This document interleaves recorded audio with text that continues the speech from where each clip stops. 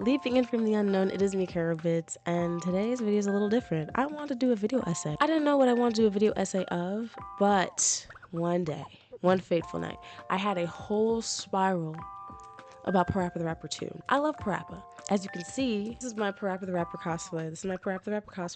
I'm not in, I don't have all my makeup on and all that jazz, but this is as best as I could do right now. So I'm gonna talk about Parappa the Rapper 2.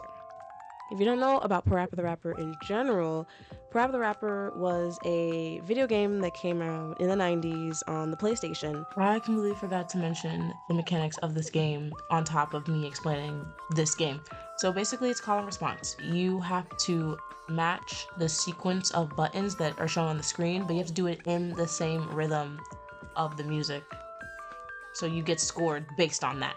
And it got a second game in 2001. Parappa the Rapper is a great game with a great message. If you're ever doubting yourself, don't. Just believe in yourself and you can do it. You can do anything. Like driving a car, selling things, cooking, using the bathroom first. But I'm not here to talk about the first game.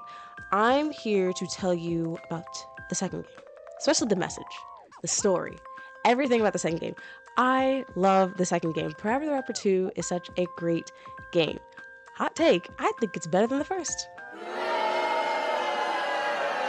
The music, the characters, the story, and the message. Parappa the Rapper 2 is an amazing story about a boy, dog, growing up and trying to be mature and trying to learn how to find his own flow, how to be his own person. He's growing up like Parappa grew up from the first game. I adore how the story plays out, so I'm gonna explain it to you while over-analyzing. So I am reading a script so I can, stay on point. This is very, structured chaos right now. So we start the story with our young pup from the block in Parappa Town. Everything is pretty cool. Parappa won a lifetime supply of noodles, so that's all he's been eating, which, he's getting pretty tired of because he's been eating noodles literally every day. But it's okay because Sunny Funny's smile makes everything okay until it doesn't because she makes a noodle dish. Then Parappa kind of breaks down. I know. I got it. No, I can't believe. Parappa, I didn't know you were such a baby. And after that whole bit, it's like a little intro. So moving on to the first chapter, Parappa is venting to PJ about Sunny being mad at him for not eating her noodle dish. I think Sunny hates me now. Of course he does. While heading to Parappa Town's famous burger spot, Beard Burger. But, when Parappa orders a burger, it becomes noodles. What happened to the traditional burgers? This noodle thing is gonna keep coming up, so just stay with it. So all the burgers are noodles, which of course upsets Parappa. The employee, who is the son of Beard Burger, aka the president and the founder, tries to tell Parappa to get the burger anyway. It's really not that bad though, you should try it. If people can like spaghetti tacos, then try putting noodles on a burger. What's the difference? But that doesn't sway him. That's not the point. I want a hamburger. They're still not able to make the burger? Whatever shall we do? Then we hear our first cue to the theme. And the theme is maturing, maturity, wanting to be mature. Yeah, we can't have no baby running the store. So now hold on to that word baby. When you think of a baby, you think of someone who is not capable of doing things for themselves. They quite literally need help with everything because they don't know anything. That's sort of like Parappa. This whole game series is him following the lead of his instructors. They say a line, he repeats it till he completes whatever task he has to complete. I know that is the literal game mechanic, I get it, I understand, but you just gotta walk with me here. It helps my point, I swear it helps my point. All in all, Parappa is the baby. He feels like he is a baby. He even thinks Sunny sees him as a baby. Parappa obviously takes this to heart because we see him have probably the worst daydream ever. He saw his crush calling him a baby. And then she goes on a date with Jo Chin, who is Parappa's biggest I don't understand how they're in a friend group. Jo Chin actively was trying to get at Sunny Funny, knowing Parappa likes her. What? So Parappa doesn't want to be perceived as a baby. He wants Sunny to see him as a mature man. Sunny Funny is his reason to be mature. So going back to the story, Beard Burger Master emerges from the grave. I forgot to mention that he was dead.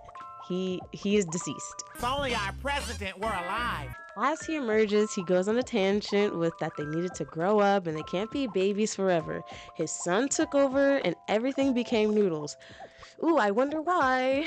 Anyway, Beard Ghost offers to help Parappa make a traditional beard burger, and he says, do exactly as I do. And wouldn't you know it, ding-a-ling-a-ling-a-ling-a-ling-a-ling. Another point for our theme, that Parappa needs to do exactly like he does. So remember that, and remember the baby thing. It all adds up. I know it does. So then Parappa hits the I gotta believe and learns how to make a burger with the power of rap and hip hop.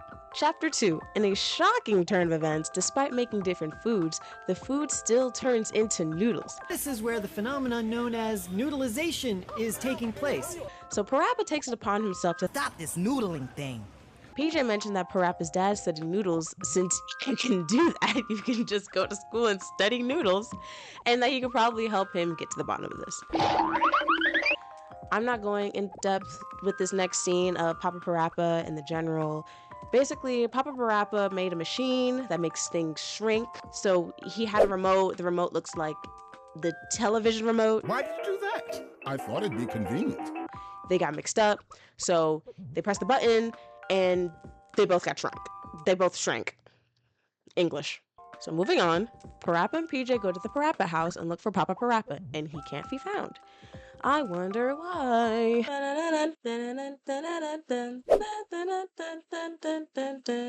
just wanted to make a joke. The kids start watching TV, and PJ says they should watch a show called Romantic Karate, since it's a good show and it helps you lose weight. I don't know why they added that part. I don't think that was important. But, this show is Strictly for adults. What is an adult? Not a baby. Boom. Circling back to the fear of being a baby. Not the legit fear, but being seen as childish and incapable.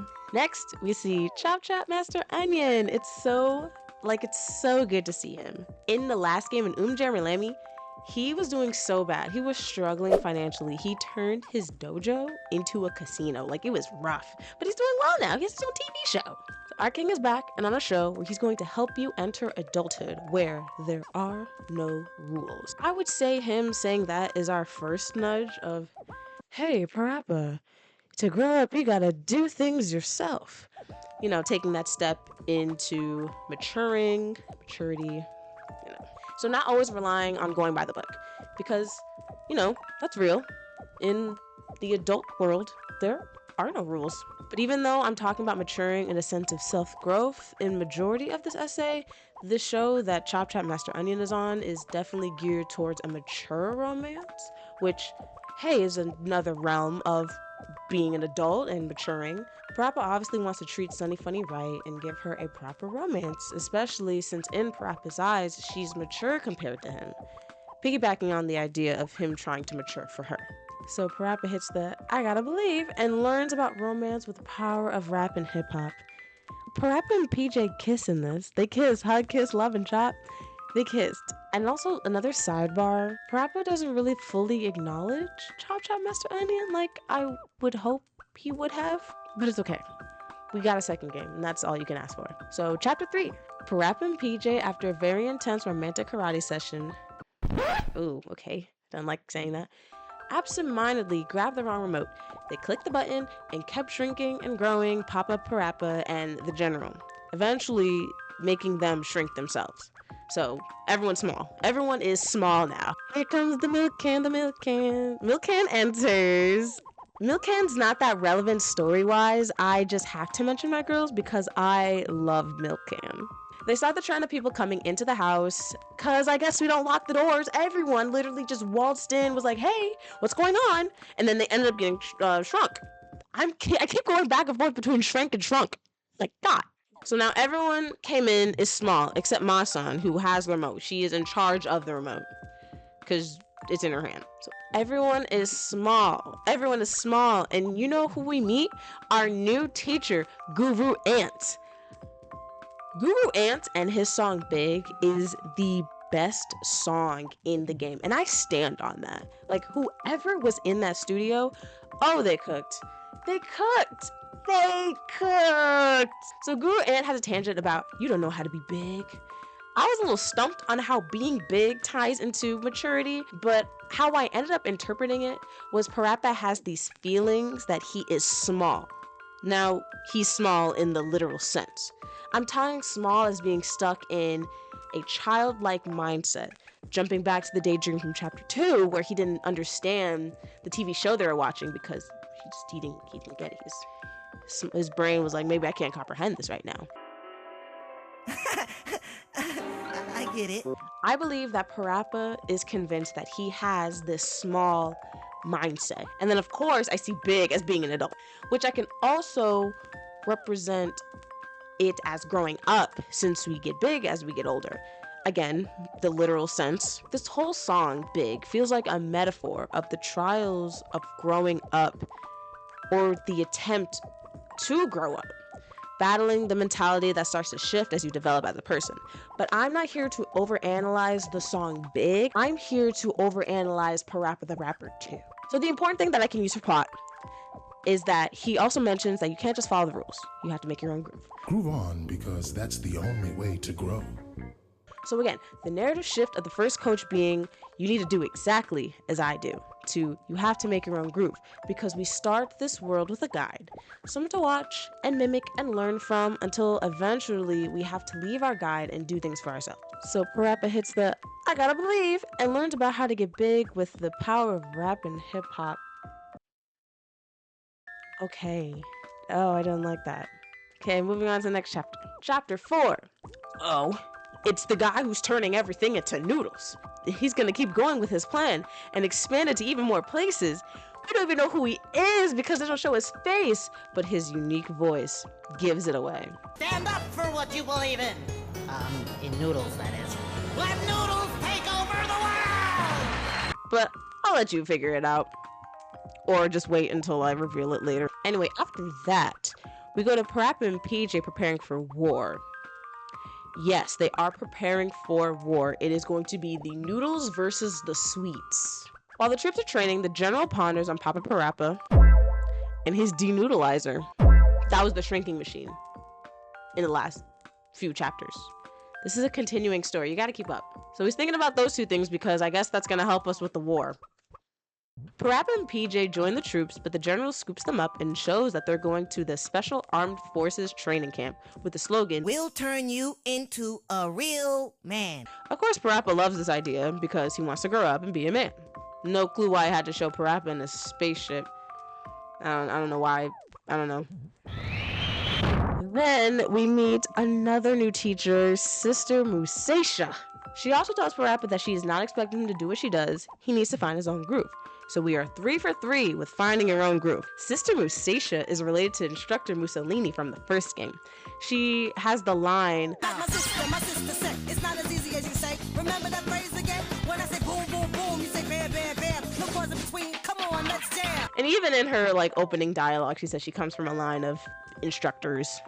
But the line thing was cool. So Parappa hits the I gotta believe and learns about how to be a man. We'll go through training for war with the power of rap and hip-hop. Next chapter! After some hilarious hijinks with some callback characters, Parappa and PJ are sent to their first mission, save the hostages at the hair salon. So everyone's hair is turning into noodles. Which, you would think it would be actual noodles. Or stringy hair, but no. Their hair is becoming afros. They go to the salon. We meet our new teacher, the hairdresser Octopus, who is only doing afros because the tape deck is making him lose his mind. He's known to do great haircuts, but he's gone bananas ever since that tape deck started rolling. He'll only do afros. That's crazy. It's a little crazy. This whole thing is so anti-afro. It makes me sad because I love afros. But then I have to remind myself, Japan, they use afros as a joke, if their hair is messy. So the whole comedic effect and the hair frizzing, whatever. The only thing I liked from this was that there was more milk can. Lammy said her catchphrase. Leave it to Lammy! So the octopus challenges Parappa to a hairstyle challenge and he cannot copy his style. He needs his own style. Oh my god, it's almost as if that's been the theme this whole time. It's almost as if that was a recurring statement. Parappa hits the I gotta believe and learns how to do hair with the power of rap and hip hop, which is kind of poetic in a way. So after he wins, the machine that was controlling the octopus explodes and he's okay. So something I do want to note at the end of the song, we have like an interaction. Who did all of this? That's pretty good. You did. You told me to. Even though the teachers insist on Parappa finding his own groove, he still follows what the instructors say word by word. And again, I know it's the literal game mechanic. Just keep walking with me, please. We're on to chapter 6. The gang grabs the tape deck and brings it to Papa Parappa. After inspecting the inside of the tape deck, Papa Parappa finds a game that's the nerve of the noodleizer. What? Papa Parappa then suggests to overcome the software to find the solution, but this game is a special type of game. It never hit the market because if you couldn't complete it, then all you can eat are noodles. Like, the body could only accept noodles. I don't know what neuroscience that game had, but if you lost, all you can eat were noodles. We also learned that the dad has a secret laboratory and like there's a whole slide sequence and the crew slides down to the lab. So we get into the lab. They're rummaging through stuff. Picture of me and my wife on our honeymoon. She used to be really nice. Until Papa Parappa finds an interesting looking VR headset. He plugs the game into the device and Parappa is very eager to get the headset in order to help his dad. This is too dangerous for kids. I'm not going to let my baby son do this. And then this happens. Here it is. The scene that's forever in my mind from this game. Like, when I think of this game, I think of this scene. Yes, big, but also this scene. Parappa reflects on how All this time, I've had many, many great teachers help me out. But for me to become a real man, it's time I do this myself. but it finally clicks that he wants to be a man / adult. He has to do things on his own. That's what we've been waiting for! Parappa reminds him that once he starts, no one can help him. But that doesn't stop Parappa. You know, another layer to this is that this is like a very good, wholesome father-son moment. You know, watching your son take that step in growth. Like, you're watching your kid become an individual. That's so... Can you tell I care about this game a little too much? And I overthink it a little too much? So Parappa hits the I gotta believe and completes the game all by himself with all the things he learned from his previous instructors. We're so proud of Parappa!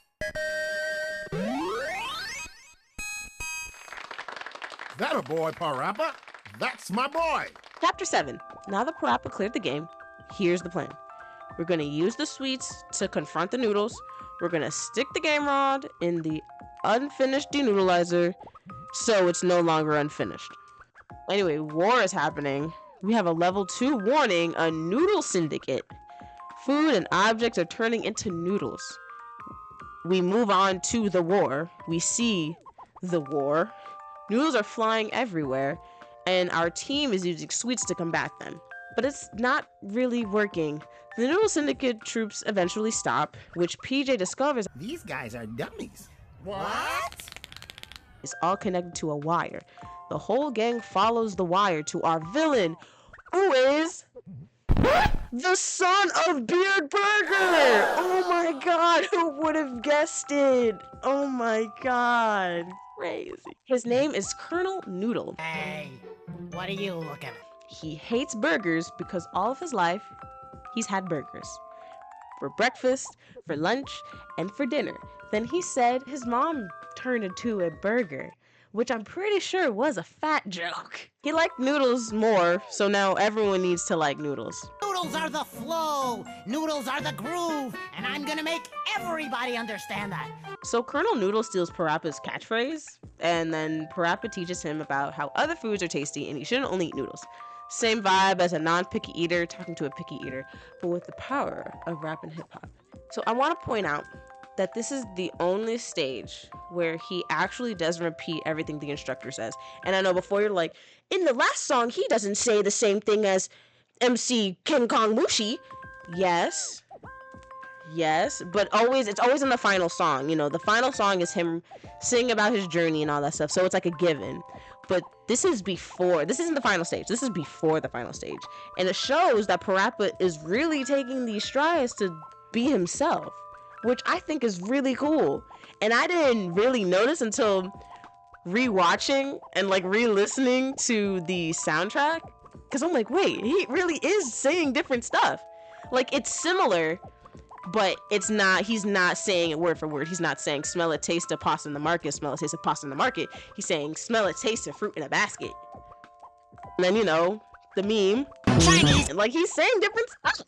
So Parappa clearly has these different lines to combat Colonel Noodle. Even though the previous chapter was supposed to be us seeing Parappa really took that step in maturing, which is still a beautiful scene, again, sits in my mind daily, I'm not gonna knock that. But this chapter really showed Parappa taking charge and truly going with his own flow in order to persuade someone. And I feel like that's important because the norm is that in the final Parappa song in the game, he's 100% rapping his own bars because he's talking about his quest throughout the game. But for him to steer away from the normal lyrics before the final song also shows growth. And you know what? Thinking about this stage, it's just, if you know, they've had to change lyrics for a lot of these games. So for this game, they had to change the I am the Lord, everybody knows my name to I am the man, everybody knows my name. In UmJammer Lammy, we had to change chopping down trees just for fun, knowing that we're here for the fun. And that whole scene where Lammy ends up in the shadow realm. But we're gonna keep the bar of the straight up innuendo. The bar is literally Orbit, suck it. I know you all like it. You're joking. You're not gonna change that, but we're gonna change all the other stuff? Okay. So this is the final chapter. Oh my god, this is such a journey. The final chapter is actually in Sunny Funny's perspective. A song she sings as she watches Parappa become more of a mature person. The song is really dope. I don't know how much music I can really put in this video without getting hit with something, so I'm a little scared to include it, but here's the name. Please listen to it. It's so R&B. I love it. A lot of scenes are playing out. The war is ending. Parappa gave Colonel Noodle his hat, and Colonel Noodle invited Parappa to a concert. So Parappa tells Sunny that he tried so many things to grow up, he doesn't think that he achieved that goal, even though he absolutely did. So at the concert, he's just gonna do his own thing. Nah, I'm gonna do my own thing. But Sunny reassures him that he's already a man. If you keep trying and never give up, you're already a grown-up. Like, I love that. If you believe in yourself, you have that mindset of believing in yourself, then you're already maturing, you're already growing up. Because that's the first step. Like, I'm a sucker for believing yourself, okay? I'm a sucker for that. This game is just so, like, positive. It's so positive. I love it. And we need another game. We need it. I don't even know how it would work out. So, going back to my point, which I see it as, yes, Parappa has grown since the beginning. But since his own ideology is just believing in himself, that mentality is already mature, especially using it in tough situations. So, our pup did grow, but he was already growing in his own way. He didn't have to do all these other different things to show that he's growing or to have that hope that he's growing. Him literally being himself and doing his own thing, he was growing and maturing at his own pace, which that's how everything should be. That's how everyone should act. Like, you don't need to catch up with anyone else. You are on your own path. And wherever you want to get to, you'll get there eventually. I love this game. The world is so rough and you can get lost so quick, but I don't know why this little game reminds me to stay grounded and stay in the moment and just keep believing in myself. So again, going back to the actual chapter, Parappa, 𝍊𝋼𝑼𝍊𝑋, and MC King Kong Mushi have a final song celebrating their journey together and how you need to believe in yourself. So we wrap up this game. After the super awesome party, Parappa Town is peaceful once again. Beer Burger actually liked the noodle burgers. His friends are watching movies and listening to music. His dad is spending all their money on gadgets and making gadgets, while Parappa is getting ready to go to Sunny Funny's for dinner. And you know, he's happy he can eat anything. Well, anything but cheese. He won a lifetime supply of cheese. And then that's how the game ends. So what did we learn today? I feel like this carries out the vision of the first game, trying to impress Sunny Funny, but he wants to be mature for Sunny Funny, but he wants to grow up for himself. He has so many things that's being thrown at him. He has to believe in himself. It's more of a cohesive story than random things happening and then the final moment happens. It's a story. We're literally following a story. And you know, growth and development, that's what maturing is all about. But I'm glad my boy got it. So, what was your favorite part?